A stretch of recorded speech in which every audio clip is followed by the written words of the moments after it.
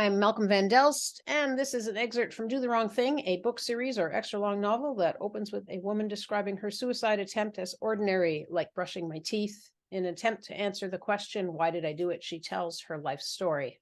We're about a third through book 4, whose working title is Eyes of Different Colors. Last week, we had some revisions. Before 1989, Ava fell in love with rap culture.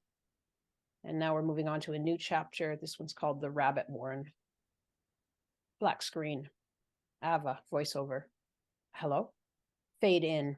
Interior living room hallway in Ava's apartment. Evening. Illuminated via a window and a sun that is already set, and light from Ava's bedroom, whose door is open. The bedroom light is noticeably yellower than the fading sunlight. Ava wears a Mennonite-style flannel nightgown and stands with the black phone receiver pressed to her ear.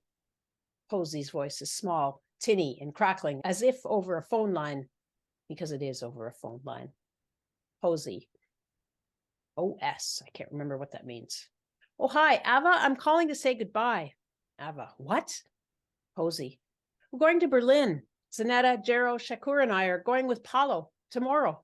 Ava. What? Really? Who's Paulo? Never mind.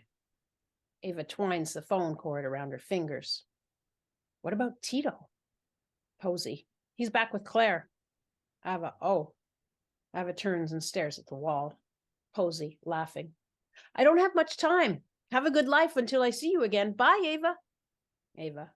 Bye. Ava turns forward again, staring into the room.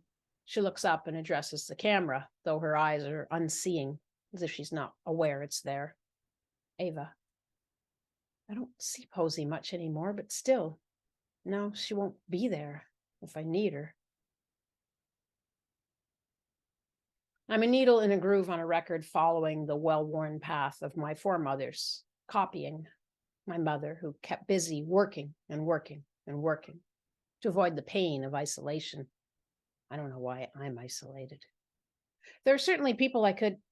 Oh, that's right. Posey is gone, and even if she wasn't, chaos, crisis. After a while, it's all too much. And on some level, I know I am too much for people who have their shit together, like Emily.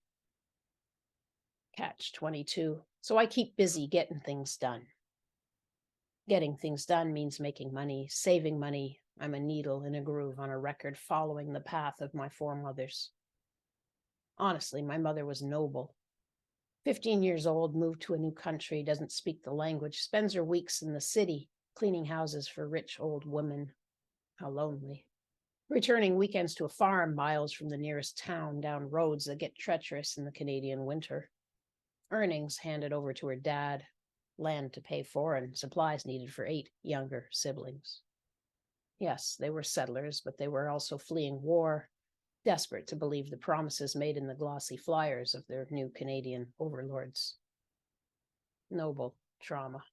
My mother, Plato's exquisite seed, needing fine soil, instead landing on rock. I'm a needle in the well-worn groove of my foremothers. My grandmother lost her parents to Spanish flu. Grudgingly raised by her bishop uncle, that woman was cold, massive. She towered over others, large and dour. We are needles in well-worn grooves following the paths of our foremothers. My grandmother skipped an ocean groove, thinking she'd never go home again. I mean, air travel barely existed then.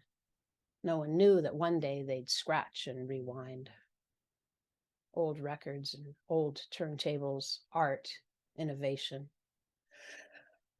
And does anything else address ruts? Innovation is art applied to engineering. Change my mind. But at a certain point, art and innovation do what they need to, and to keep applying them perpetuates what you are using them for. This art, this writing, this sharing of my pain, it's not easing my pain anymore. But I have to finish what I started. How? I will compose faster. Step through, light on details, wrap this fatherfucker up. There are other things I should be doing, like getting out of seclusion once again. Maybe I'm a CD now, an MP3, a digital recording. Where was I? Like a record, I've skipped. Oh yes, the writing of this Listen, I plan to share my life's most depressing and embarrassing scenes. I plan to be sunlight on dirty, moldy corners, but it's possible I've gone beyond that and am now drying out the wood. Ava? Yeah. Switch it up.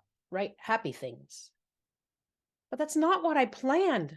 I admire Tom Waits, Jim Jarmusch, artists who follow their own beats, who don't write Frank Capra-style movies, as great as Capra movies are. And when I'm happy, I'm vulnerable. People see it, want it, take it. Hide your riches. It makes sense in rural environs. Farmers can't pick up a go if they're attacked. Obscurity and suspicion win. No one is going out to farms into unpopulated areas looking for strangers to give to. Ava, write some happy scenes. Let yourself be vulnerable, silly, exposed. The mold is dead, the cupboard is clean. Send your roots down, breaking, cracking, rock open. Fight, fight, fight. What's the word? What's the word when you're dried out? What the sun does? Evaporate.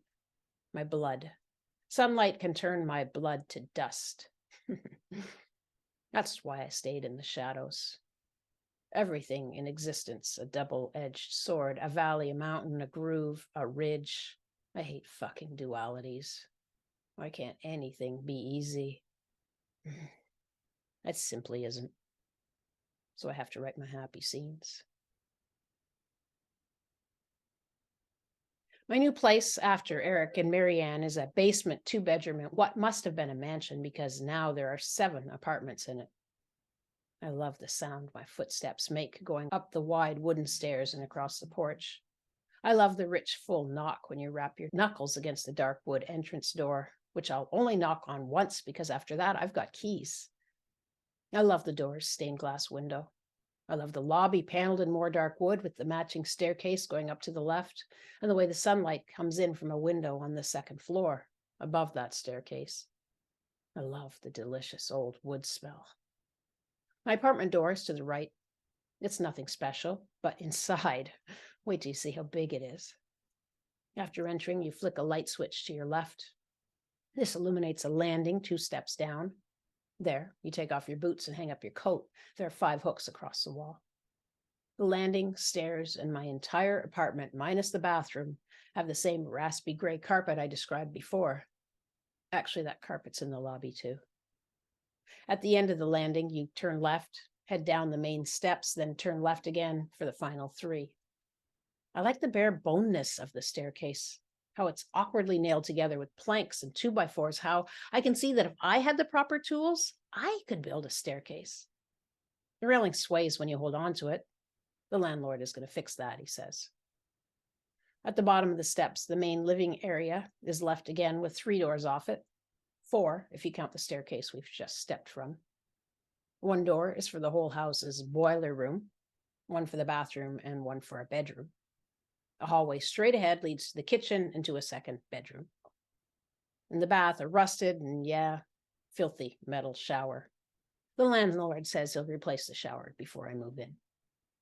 The kitchen, tucked into a narrow V shape behind the bathroom, contains the apartment's only window, one of those small oblong ones like most basements have. Mud spattered and shielded by long grasses growing up outside, I can clean it, cut the grass, if I want to. Ancient stove and fridge, not as filthy. The sink, a deep white laundry receptacle, is disgusting though. Gray splatter and rust around the drain. I doubt it'll wash off, but hey, if I scrub, anything that doesn't come off isn't going to come off on dishes. The oven, doesn't matter, I won't use it. I set up my bed in the bedroom off the hallway. It's furthest from the living room, but after I'm done, I notice that the electrical panel on the wall, hydro stuff for the whole house, buzzes. I'm too tired to move, so this is where I stay.